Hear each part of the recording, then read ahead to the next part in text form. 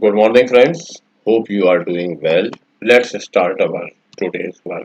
कल मैंने जो पैटर्न सिखाया था, हाउ टू इंट्रोड्यूस योरसेल्फ, हम उम्मीद करते हैं कि आपने दिन में उसकी प्रैक्टिस की होगी। प्रैक्टिस का टेस्ट ये है, whether you are learning English or not. The test of this thing is people should start running seeing you. सही टेस्ट ये है कि लोग आपको देख के जगह बदलने लगें, मतलब you are learning English well. इतना बोलो लोगों से इंग्लिश में, गॉट इट। सही तरीका है प्रैक्टिस करने का, क्योंकि इंग्लिश में almost 75 to 80% things you know already. आपको काफी चीजें पहले से पता है, उसमें उतना बड़ा इशू नहीं है। The main issue is confidence. सबसे बड़ा इशू है हिम्मत नहीं हो, और वो हिम्मत अचानक बाजार से खरीद के नहीं लाई जा सकती। You have to create it in yourself. आपको ये खुद में पैदा करना पड़ेगी। चलिए, let's start today's work. So today we are going to discuss 3 models and all these are very confusing.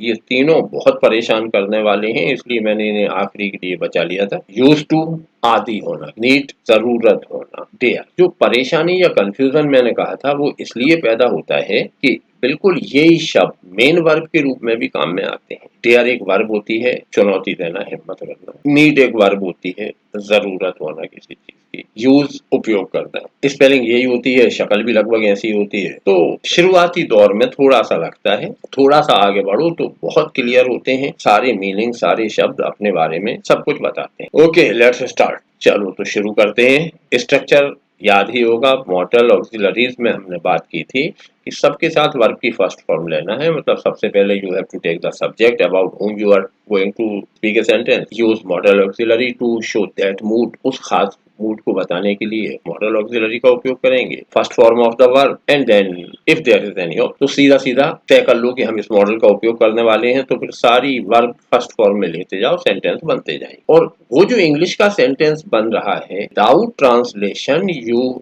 Have to learn the meaning of that sentence. This is the Himalayan task. जो बड़ा काम है वो ये है कि English के एक सेंटेंस को सुन के without translating it, because you will not get enough time to translate a long sentence when you are speaking to someone. तो जो बड़ा काम है वो होता है इंग्लिश सेंटेंस का मीनिंग बिना ट्रांसलेशन के समझना। This is our target. हमारा लक्ष्य है कि हमें इंग्लिश का सेंटेंस समझ में आए। Use to expresses discontinued habit. Use to का उपयोग करते हैं उस आदत को बताने के लिए which is not continue now. ऐसी आदत जो अब कंटिन्यू नहीं है, मतलब वो काम जो आप पहले करते थे अब नहीं करते। हिंदी में जब इस तरह का मीनिंग बताना होता है तो हम कहते हैं कि किसी भी काम के साथ वो काम किया करता था। जैसे मैं कोई काम बताऊं तो I use to play cricket. What will be the meaning of this sentence?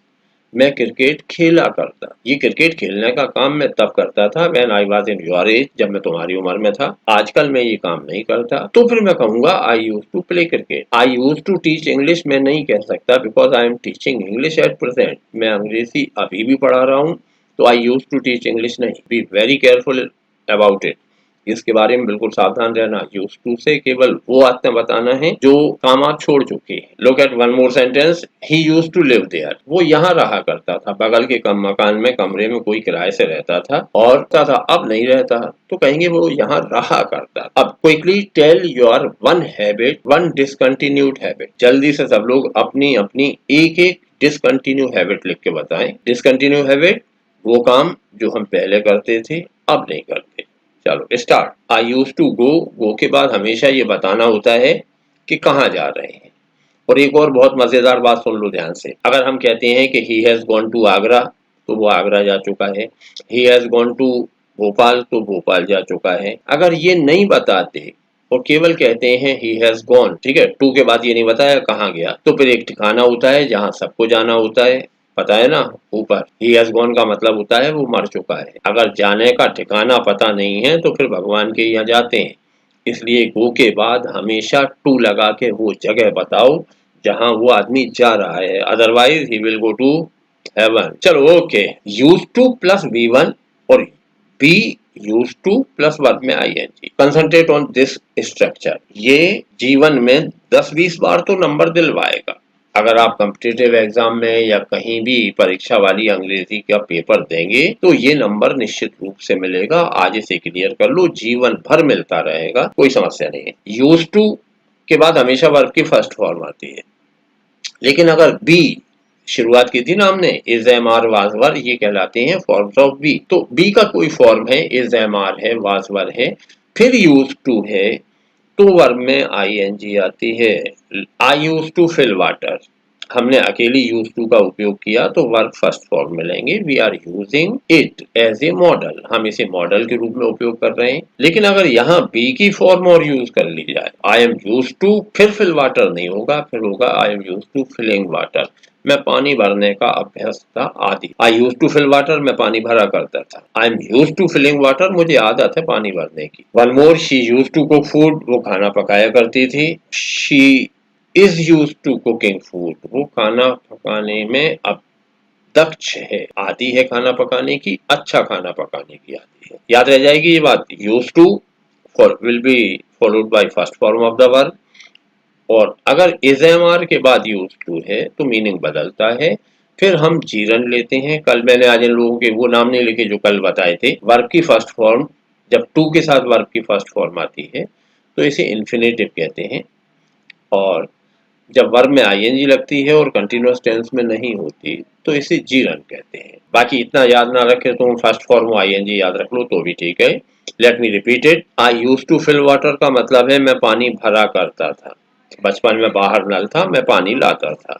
It is a discontinued habit, ये पुरानी आदत है जो अब कंटिन्यू नहीं है। और I am use to filling water, मतलब मुझे वो प्रोसेस पता है पानी भरते कैसे। चलिए अब नीड पे आते हैं। नीड का मतलब होता है नेसेसिटी और ऑब्लिगेशन, जरूरत। English is somewhat strange language, you know. अंग्रेजी थोड़ी बहुत तो विचित्र भाषा है। नेसेसिटी और ऑब्लिगेशन के लिए नीड का उपयोग करते हैं, but it is only used in negative and interrogative sentences. अब खास बात सुनो ध्यान से। नीड माने जरूरत, आवश्यकता। जरूरत नहीं है, नेगेटिव है, तो नीड का प्रयोग होगा। क्या जरूरत है, क्वेश्चन है, तो नीड का प्रयोग होगा। लेकिन अकेली जरूरत है, अफर्मेटिव सेंटेंस में नीड का प्रयोग नहीं होगा। This is strangeness of English. जैसे ही नीड नॉट गो देयर, उसे वहां जाने की जरूरत नहीं है। नीड ही गो देयर, क्या उसे वहां जाने की जरूरत है? लेकिन ही नीड गो देयर नहीं कहा जाता।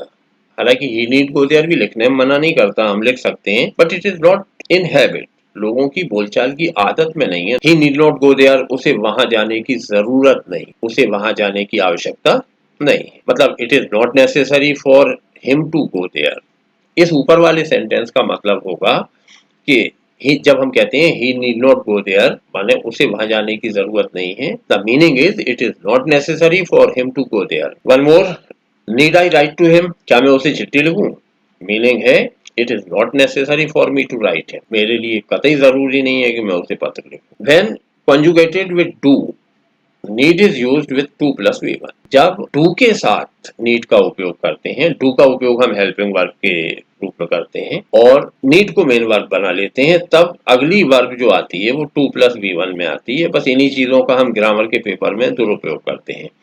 Do you need to go now, क्या अब आप जाना चाहते हैं? तो डू आ रहा है, उसके बाद नीड है, तो अगली वर्ब आएगी to plus V one. I don't need to meet him, मुझे उससे मिलने की जरूरत नहीं है, तो डोंट के बाद नीड है, मतलब अगली बार to plus V one. Does she need to say sorry, क्या उसे सॉरी कहने की जरूरत है? इतनी बड़ी गलती है क्या कि वो सॉरी कहे? तो does she need to say sorry, question mark नहीं लगा लेना तुम लिखते में। और टू प्लस वी वन आता है। खास बात यह कि जब टू के साथ नीड आएगा तो अगली verb to plus V one मतलब इन्फिनेटिव के रूप में होगी। अब नाउ कंपेयर वन सेंटेंस, इस पे थोड़ी सी मेहनत आज करना है। आई didn't need to buy it, कोई भी चीज, इट किसी भी चीज के लिए यूज किया जाने वाला प्रोनाउन है, तो आई didn't need to buy it, मुझे ये नहीं खरीदना चाहिए था। अब ये माने कुछ भी हो सकता है जो हमने रिसेंटली खरीदा है। आई didn't need to buy it, अब मुझे किसी से कहना है कि मुझे ये नहीं खरीदना था, इसका मतलब है it was not necessary for me to buy it, मेरे लिए बिल्कुल जरूरी नहीं था कि मैं ये चीज खरीदूं, मुझे इसकी आवश्यकता नहीं थी। And I didn't buy it, और मैंने नहीं खरीदा। जब हम कहते हैं I didn't need to buy it, मुझे ये खरीदने की जरूरत नहीं थी, मतलब वो चीज आवश्यक नहीं थी और हमने उसे खरीदा भी नहीं। Now listen, I needn't have bought it, मुझे ये नहीं खरीदना चाहिए था। I didn't need have bought it, मुझे ये सामान नहीं खरीदना चाहिए था। I didn't need to buy it and I needn't have bought it, दोनों की आदत डालना धीरे धीरे। अब मीनिंग है it was not necessary for me to buy it but I bought it, ये खरीदना जरूरी नहीं था लेकिन मैंने खरीद लिया। नाउ द प्रॉब्लम इज, जब आप सुनेंगे आई didn't need to buy it, मुझे ये नहीं खरीदना था मतलब आवश्यकता नहीं थी और मैंने नहीं खरीदा। आई नीडंट हैव बॉट इट, मुझे ये नहीं खरीदना चाहिए था मतलब आवश्यकता नहीं थी लेकिन मैंने खरीदा। ये मीनिंग बिना ट्रांसलेशन करे आना चाहिए, बहुत जल्दी नहीं लेकिन 10 20 25 बार की टक्करों के बाद आता है। तो हिम्मत बिल्कुल नहीं हारते। अगर आप कोई नया प्रयोग आपको लगता है, कोई स्ट्रेंज प्रयोग आपको मिलता है और ये लगता है कि अरे ये तो बहुत मुश्किल है, नहीं, हथियार बिल्कुल नहीं डालते, लगातार संघर्ष करते हैं और टक्करें खाते खाते सफलता मिलती है। तो आज इस पे दिन में टाइम खर्च करना। ओके, डेयर पे आओ। डेयर जो हमारी आज की तीसरी और आखिरी वर्ब है, dare is use to express presence और एब्सेंस ऑफ करेज। डेयर मन होता है हिम्मत होना, तो साहस होना या नहीं होना दोनों मीनिंग बताता है। Used only in negative and interrogative, need की तरह ये भी वही काम करता है। हिम्मत है ये बिल्कुल नहीं बताते, हिम्मत नहीं है ये बताया जाता है। हिम्मत कैसे हुई ये बताया जाता। लेट मी रिपीट, फोन आ गया था। नेगेटिव सेंटेंस है तो बताएंगे, इंट्रोगेटिव है तो बताएंगे, अफर्मेटिव है तो नहीं बताएंगे। ठीक है। आई डेयर नॉट चीट हर, तो मुझ में उसे धोखा देने की हिम्मत नहीं है, उसे ठगने की हिम्मत। जब हम कहते हैं तो मीनिंग है हम उसे चीट नहीं कर सकते। He dare not take such a mistake, वो ऐसा कदम नहीं उठा सकता, उसमें इतनी हिम्मत नहीं है कि वो ऐसा कदम उठाए। अगर उसने कोई बहुत बड़ी मूर्खता वाला कदम उठा दिया तो हमारा सेंटेंस होगा he dare not take such a step, उसमें इतनी हिम्मत नहीं है कि वो ऐसा कर सके। और ये तो सुपर डुपर हिट सेंटेंस है, इसे दिन में 3 4 बार बोला करो, बहुत बोलता है। हाउ डेयर यू, हिम्मत कैसे हुई, बहुत बोलता है, आदत डालो तुम भी बोल पाओगे। हाउ डेयर यू अपोज मी, तुम्हारी हिम्मत कैसे हुई मेरा विरोध करने। ये सीरियल वीरियल जो होते हैं इन्होंने बहुत याद करवा दिए। How dare you come here, तुम्हारी यहाँ आने की हिम्मत कैसे हुई। How dare you go there, वहां जाने की हिम्मत कैसे हुई। हाउ डेयर यू,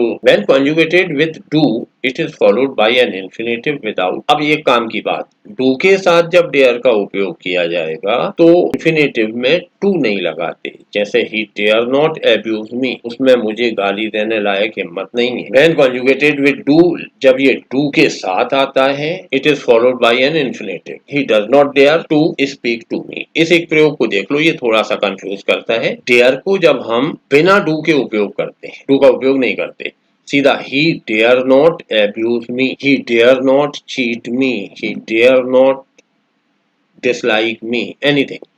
तो अब्यूज के पहले टू नहीं लगाएंगे। He dare not to abuse me नहीं, he dare not abuse me. लेकिन जब हम do not, does not, did not का उपयोग करते हैं, डू को लेते हैं, तो ही डज नॉट डेयर। अब दोनों वेरिएशन उपलब्ध हैं, टू स्पीक भी बोलता है, स्पीक भी बोलते हैं। He does not dare speak to me और he does not dare to speak to me, both are correct. चलिए, how dare you speak to me, ये भी अच्छी बात है। मुझसे बोलने की हिम्मत कैसे हुई, वैसे मुझसे बोलने की तो हिम्मत कर लूं। बस अफर्मेटिव में नहीं बनाना, डेयर और नीड के सेंटेंस अफर्मेटिव में नहीं बनाएंगे, चाहे जरूरत बताना हो चाहे हिम्मत बताना हो, अफर्मेटिव नहीं। नेगेटिव में हिम्मत नहीं है, आवश्यकता नहीं है तो बताएंगे। हिम्मत कैसे हुई, जरूरत कैसे हुई तो बताएंगे। तो हाउ डेयर यू से सेंटेंस बोलो, बढ़िया बढ़िया सेंटेंस बोलेंगे। अब हाथ लगाने की हिम्मत कैसे हुई तो how dare you touch me, देखने की हिम्मत कैसे हुई तो how dare you look at me, घूरने की हिम्मत कैसे हुई, अब अंग्रेजी ढूंढो और बोलते जाओ। गाली देने की हिम्मत कैसे हुई तो कर देंगे। चलो, it was something about these 3 model. In 3 models के बारे में हमने बात की, यूज टू, नीड और डेयर। नाउ एक quick reaction, how was the class, कैसी थी क्लास, जल्दी से बताओ। ये वीडियो एक तो शेयर किया करो, लोगों को बताया करो कि मैं बहुत काम की सूचनाएं दे रहा हूं, तो उसे देखो, थोड़ा बहुत शेयर करो और कमेंट जरूर किया करो। Okay, have a nice day.